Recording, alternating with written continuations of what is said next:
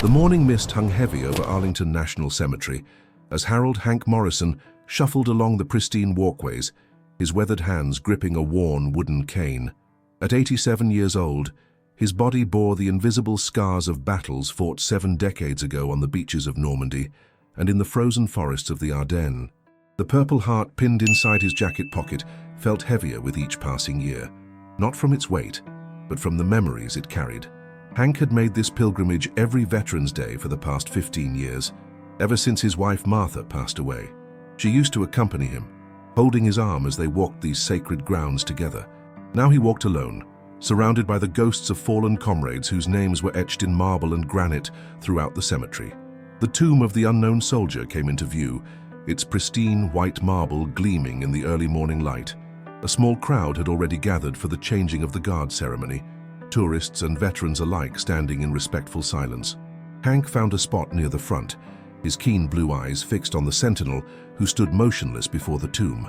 The guard was young, probably no older than 25, with the bearing of a soldier who had dedicated his life to this sacred duty. His uniform was immaculate, every crease sharp enough to cut paper, every button polished to a mirror shine. The rifle on his shoulder was held with the precision that only came from countless hours of practice. On his chest, a collection of ribbons and medals caught the morning light, each one representing service, dedication, and honor. As Hank watched the ceremony unfold, memories flooded back like a dam bursting. He remembered the faces of boys who never made it home from France, their dreams buried in foreign soil. He thought of Jimmy Patterson, who had thrown himself on a grenade to save their squad, and of Tommy Rodriguez, who had bled out in Hank's arms while asking him to tell his mother he loved her. The precision of the changing of the guard was mesmerizing. 21 steps south, turn, 21 steps north, turn. The rhythm was hypnotic, a dance of honor that had been performed thousands of times before. But as Hank watched, something inside him began to crack. The weight of survivor's guilt, carried for 70 years, pressed down on his chest like a physical force.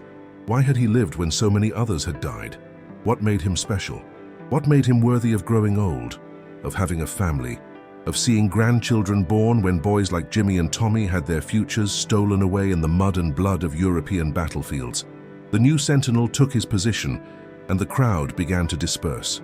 But Hank remained rooted to the spot, his eyes locked on the young soldier's chest, on the medals that seemed to mock his own sense of unworthiness. The Bronze Star, the Combat Infantry Badge, the Army Commendation Medal, all symbols of honor that this young man wore with pride. Suddenly, without warning or conscious thought, something snapped inside Hank's mind. The years of suppressed emotion, the decades of wondering why he had survived when better men had died, the crushing weight of being forgotten by a society that had moved on from his war, it all erupted in a moment of pure, irrational impulse. Before he could stop himself, before his rational mind could intervene, Hank stepped forward. His cane clattered to the ground as he reached out with surprising speed for a man his age. His gnarled fingers closed around the bronze star on the Sentinel's chest, and with a sharp tug, he yanked it free from the uniform. The silence that followed was deafening. The bronze star came away in Hank's trembling hand, its ribbon torn from the Sentinel's uniform, with a soft ripping sound that seemed to echo across the entire cemetery. For a moment that stretched into eternity, nobody moved. The few remaining visitors stood frozen in shock, their mouths agape at what they had just witnessed. A security guard who had been walking nearby stopped mid-stride, his hand instinctively moving toward his radio.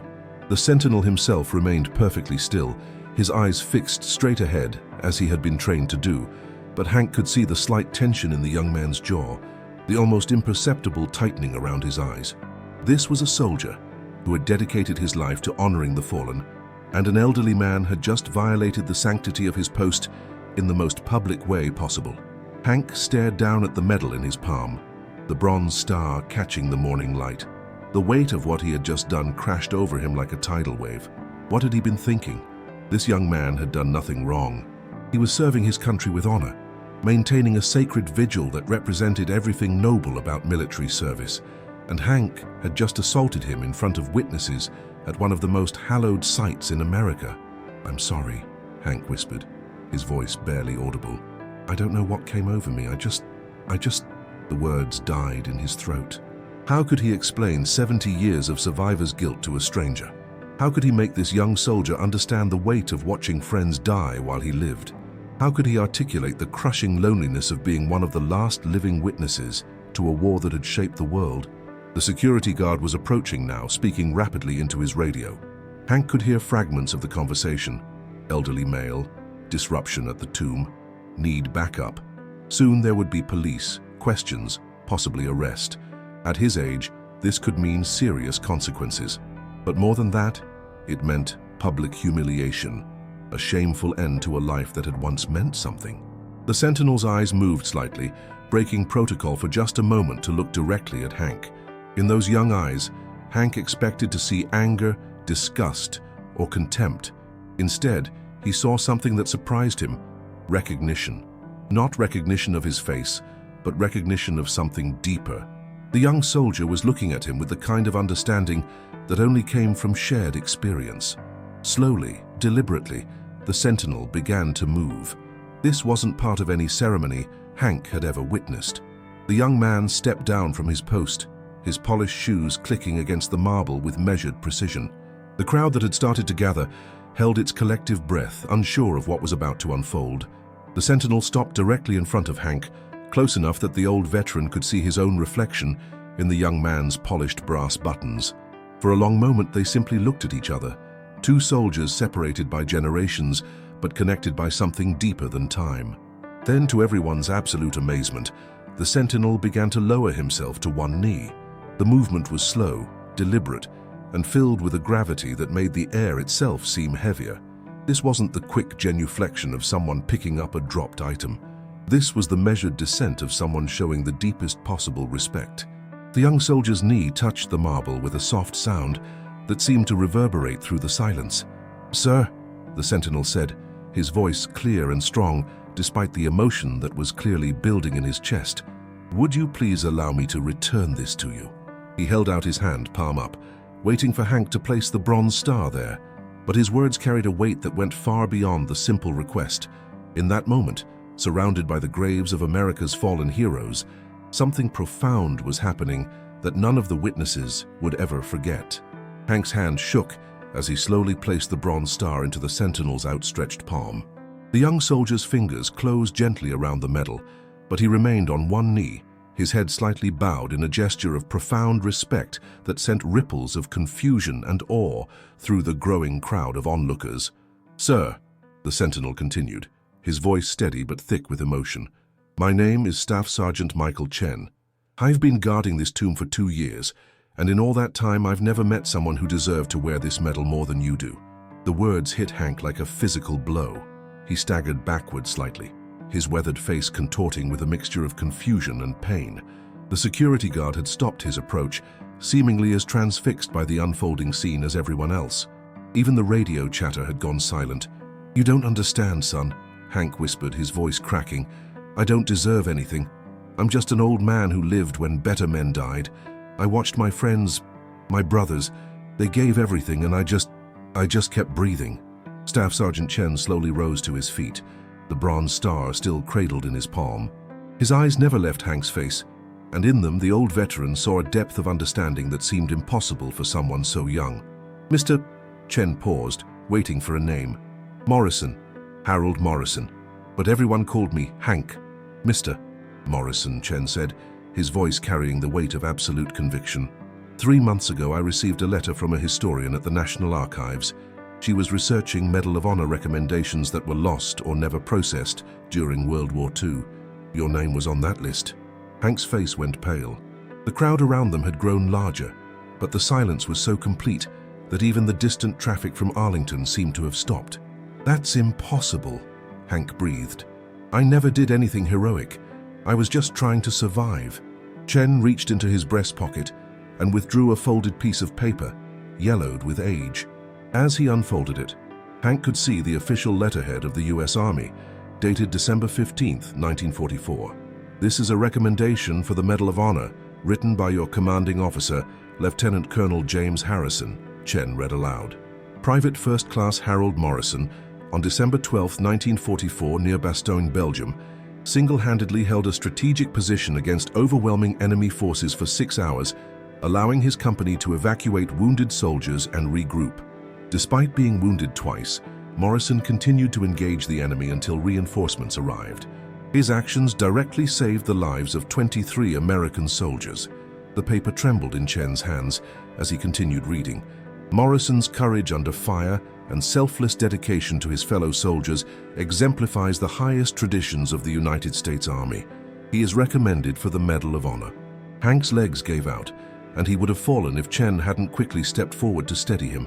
The old veteran's face was a mask of shock and disbelief, tears streaming down his cheeks as memories he had buried for 70 years came flooding back. "I remember that day," Hank whispered. "But it wasn't heroic. I was terrified. I couldn't leave them. Tommy was wounded, and Jimmy was trying to carry him, and the Germans were coming through the trees. I had to buy them time. I had to—" "You held that position for 6 hours," Chen said softly, "against an entire German platoon. You were wounded twice and kept fighting. 23 men went home to their families because of what you did that day." The crowd around them had grown to nearly 50 people, all standing in absolute silence as this extraordinary scene unfolded. Many had tears in their eyes, understanding that they were witnessing something that transcended the ordinary boundaries of human interaction. Chen held up the bronze star, its surface gleaming in the morning light.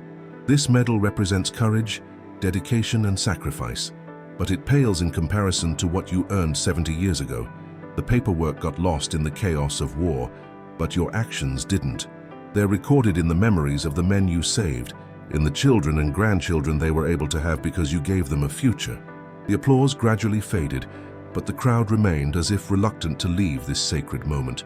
Hank sat on the marble steps, his fingers tracing the edges of the bronze star that now adorned his jacket.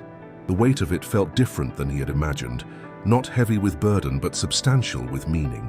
Staff Sergeant Chen remained at his side, having broken every protocol in the book, yet somehow fulfilling the deepest purpose of his duty. An elderly woman pushed through the crowd, her silver hair catching the morning light. She moved with determination despite her age, clutching a worn photograph in her weathered hands. As she approached, Hank could see tears streaming down her face. "Excuse me," she said, her voice trembling with emotion. "Are you Harold Morrison? The Harold Morrison who served in the 101st Airborne?" Hank looked up, confusion evident in his eyes. "Yes, ma'am, but I'm afraid I don't—" "My name is Elena Rodriguez," she interrupted, her voice growing stronger. "Tommy Rodriguez was my grandfather." The words hit Hank like lightning. He struggled to stand, Chen immediately moving to assist him. Elena stepped closer, holding out the photograph with shaking hands. "Grandpa Tommy carried this picture of you for 70 years, she said. "He told us stories about the soldier who saved his life, about Hank who held off the Germans while everyone else escaped. He never stopped looking for you." Hank took the photograph with trembling fingers.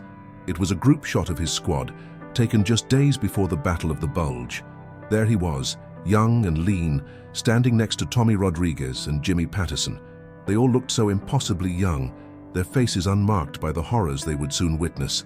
"He talked about you every Veterans Day," Elena continued. "He would sit in his chair and tell us about the bravest man he ever knew, the one who stayed behind so others could live. He made us promise that if we ever found you, we would tell you something." She paused, composing herself before continuing. "He wanted you to know that every day of his life was a gift from you. Every birthday, every Christmas, every moment with his children and grandchildren, all of it was possible because of what you did in those woods in Belgium." Hank's vision blurred with tears as he stared at the photograph. He could almost hear Tommy's voice, that thick Texas accent that had made everyone in the squad smile even in the darkest moments. "He named his first son Harold," Elena said softly. "Harold Thomas Rodriguez, my father. And when my father had a son, he named him Harold too. There are 3 Harold Rodriguezes in our family, all named after you." The crowd had grown silent again, hanging on every word of this extraordinary reunion across time. Chen stood at attention beside them, his own eyes glistening with emotion as he witnessed the profound impact of Hank's long-ago heroism. "I have something else," Elena said, reaching into her purse. She pulled out a small wooden box, its surface worn smooth by decades of handling. "Grandpa Tommy wanted this to go to you if we ever found you." She opened the box to reveal a purple heart, its purple ribbon faded but the medal itself still gleaming. Hank gasped, recognizing it immediately. "This was Tommy's Purple Heart," Elena explained. He was wounded that day, but he always said it belonged to you. He said you were the one who truly bled for your brothers. Before Hank could protest, Elena had pinned the Purple Heart next to the Bronze Star on his jacket. Now he wore 2 medals, both earned through sacrifice, both carrying the weight of brotherhood and honor. "There's more," Elena said, her voice growing excited. "When Dr. Williams contacted our family about her research, we reached out to the other families. The Patterson family, the O'Briens, the Kowalskis, all the families of the men you saved. We've been planning something for months, hoping we would find you." She gestured toward the crowd, and Hank noticed for the first time that many of the faces looking back at him shared familiar features. The strong jaw of Jimmy Patterson, the kind eyes of Bobby O'Brien, the determined expression of Frank Kowalski. These weren't just random tourists. These were the descendants of his brothers in arms. A tall man in his 60s stepped forward from the crowd, his bearing unmistakably military despite his civilian clothes. His face bore a striking resemblance to someone Hank remembered, though he couldn't quite place it. "Mr. Morrison," the man said, extending his hand. "I'm Colonel James Patterson, U.S. Army, retired. Jimmy Patterson was my grandfather." Hank's breath caught in his throat. Jimmy Patterson, the kid from Iowa who had always talked about his family's farm, who had carried pictures of his girlfriend in his helmet, who had been so young that he still got homesick at night. "Grandpa Jimmy lived to be 91, Colonel Patterson continued. "He farmed that land in Iowa until he was 80, raised 6 children, and saw 14 grandchildren grow up. He never forgot the soldier who gave him that chance." The colonel reached into his jacket and pulled out a folded American flag, the kind presented to families at military funerals. But this flag was different. It was worn and faded, clearly having been displayed for many years. "This flag flew over our farm for 50 years, the colonel said. Grandpa Jimmy raised it every morning and lowered it every evening, rain or shine. He told us it was flying in honor of the bravest man he ever knew, a soldier named Hank who saved his life in Belgium." He pressed the flag into Hank's hands. "He wanted you to have this, sir.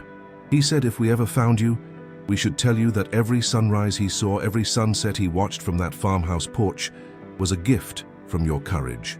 More people began stepping forward from the crowd. A middle-aged woman introduced herself as the granddaughter of Bobby O'Brien, the squad's medic. A young man in his 20s revealed he was the great-grandson of Frank Kowalski, the machine gunner, who had been wounded in the same action. Each carried stories, photographs, and mementos from grandfathers and great-grandfathers who had never forgotten the soldier who saved their lives. Staff Sergeant Chen watched in amazement as this impromptu reunion unfolded before the tomb of the unknown soldier. In his 2 years of guard duty, he had witnessed many moving ceremonies, but nothing compared to this moment of recognition and healing that was taking place on the sacred marble steps. "Mr. Morrison," Chen said quietly, "there's something else you should know. Doctor, Williams didn't just research your Medal of Honor recommendation. She also submitted a formal request to the Department of Defense to have your case reviewed." Hank looked up from the flag he was clutching, his eyes wide with surprise. "The review board met last month," Chen continued.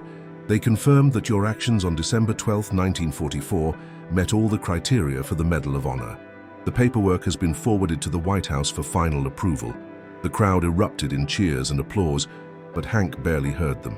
He was thinking about all the years he had carried the weight of survivors' guilt, all the nights he had wondered why he lived when others died.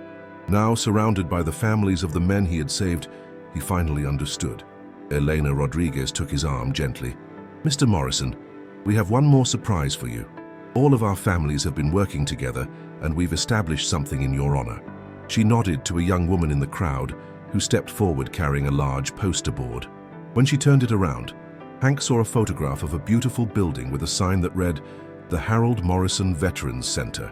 "It's in San Antonio," Elena explained. "We built it with donations from all the families you saved. It provides counseling, job training, and support services for veterans returning from deployment. We wanted to make sure your heroism continued to save lives, even 70 years later." Hank stared at the photograph, overwhelmed by the magnitude of what these families had done. A veterans center built in his name, helping soldiers he would never meet, extending the impact of that single day in Belgium across generations. "The dedication ceremony is next month," Elena continued. We were praying we would find you in time to attend. For the first time since this extraordinary morning began." Hank smiled. a genuine, joyful smile that transformed his weathered face and made him look decades younger. "I'll be there," he said, his voice strong and clear. "I'll be honored to be there." As the morning sun climbed higher over Arlington National Cemetery, the crowd around the tomb of the unknown soldier had grown to nearly 200 people. Word of the extraordinary scene had spread, and veterans, active duty military and civilians alike had come to witness this unprecedented moment of recognition. Staff Sergeant Chen's commanding officer, Colonel Sarah Mitchell, had arrived expecting to discipline a soldier who had broken protocol. Instead, she found herself wiping away tears as she watched the profound impact of Chen's decision to honor a forgotten hero. "Sergeant Chen," Colonel Mitchell said quietly, "in 30 years of military service, I have never seen anything like this. You've honored not just Mr. Morrison, but every soldier who has ever served." "Ma'am," Chen replied, "when I took the oath to guard this tomb, I swore to honor all unknown soldiers. Today I realized that sometimes the unknown soldiers are standing right in front of us." Dr. Sarah Williams approached Hank with a thick folder filled with documents and photographs. "Mr. Morrison, I've been researching lost military records for 15 years, but I've never seen anything like your case. The men you saved went on to become teachers, farmers, doctors, community leaders. Your single act of courage literally shaped the future." She showed him photographs. Tommy Rodriguez teaching children in San Antonio, Jimmy Patterson on his Iowa farm, Bobby O'Brien in his doctor's coat, Frank Kowalski at his construction company ribbon cutting. Each image told a story of lives lived fully because one soldier had held his position on a frozen December day. Elena Rodriguez stepped forward one final time, carrying a small American flag on a wooden staff. "Mr. Morrison, this flag was carried by my grandfather Tommy in his wallet for 70 years. He said it represented the America you fought to preserve." She placed the flag in his hands, along with a message. "Tell Hank that every free breath I took was because he gave me the chance to breathe. Tell him that America is still worth fighting for because soldiers like him proved it was worth saving." As Hank clutched the small flag, surrounded by the families of the men he had saved and honored by soldiers who understood the true meaning of service, the weight of 70 years of guilt finally lifted from his shoulders. He had spent a lifetime wondering why he survived when others died. Now he knew. He survived to be remembered, to be honored, and to remind the world that heroism isn't about seeking glory. It's about doing what's right when everything depends on it. After 7 decades of carrying his burden alone, Harold Morrison had finally come home.